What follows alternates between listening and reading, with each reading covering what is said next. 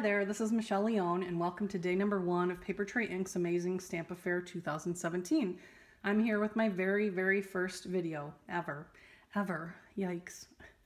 Since Paper Tray celebrated its big 10th anniversary, this year's theme falls in line with traditional anniversary gifts. For example, the traditional gifts that you might give or receive for each year of marriage. Today, I'm demonstrating a cotton project representing the traditional second anniversary gift. I'm using crinoline as my cotton, and this is typically used for stiffening petticoats or as a lining. I first discovered this fabric at my local stamp store, if you consider a 60-ish mile drive local, the amazing Buffalo Stamps and Stuff. I found that this crinoline makes not only beautiful all white dimensional flowers, but also takes color well too. So I decided I would give it a try with coloring my crinoline flowers with Paper Tray inks, and I would make lavender sachets with my crinoline, die cut tags and mats as my base, and some floral and leafy dies. But first, let me tell you a little story about the great lavender hunt around the Rochester, New York area. One of my favorite stores is Lori's Natural Foods, and this is where I usually find most of my spices. Mundane or exotic, they can all be found here. Anyway, I found this lovely organic lavender, which I discovered was $47 a pound. Thinking that this might be a tad too expensive for this project, I proceeded to the counter to pay, and the cashier said that will be 47 cents. So guess that a little bit of lavender goes a long way, and 47 cents gave me enough to make these 2 sachets, plus a few more, and maybe a little bit left over. I have die cut mix and matched pinked, and also tag sale quilted here as the basis for my sachets on which to place my die cut florals. You could also use circles or hearts or many other shapes, and they would also give you the same effect. All lovely.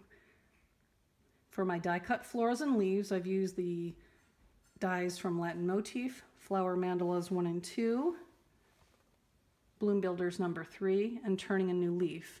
Again, there are so many Paper Tray florals that would be great for this project.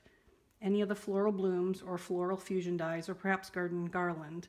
I liked using dies that had multiple sizes of the same shape, although almost any and all florals would work. And in addition, this crinoline has enough body so that when you're using your mix and mat or your tag sale dies, it cuts really beautifully.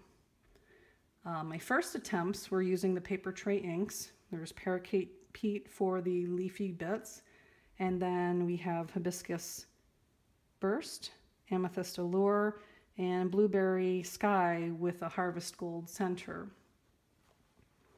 And so it gives you a very vibrant color. You can also see here's Orange Zest, not to try it Orange Zest, to try it another deeper orange, and then a bright blue, and that was direct from the die refill, so a little bit more vibrant.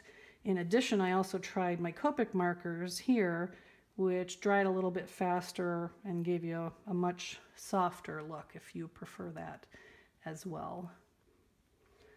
As you can see, this crinoline fabric took the dye well, but is also a much darker shade than you would see if you were working these inks directly to paper. So I've layered the florals and tacked them together by hand. The Turning a New Leaf die was also tacked in place. The sachets themselves were machine stitched, although this could easily be done by hand. So many uses for these pretty dyed flowers: banners, cards, tags, favor box decorations, and so much more.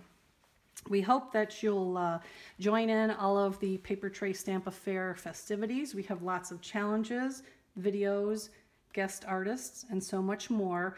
Thanks so much for joining me, and have a wonderful weekend. Thank you.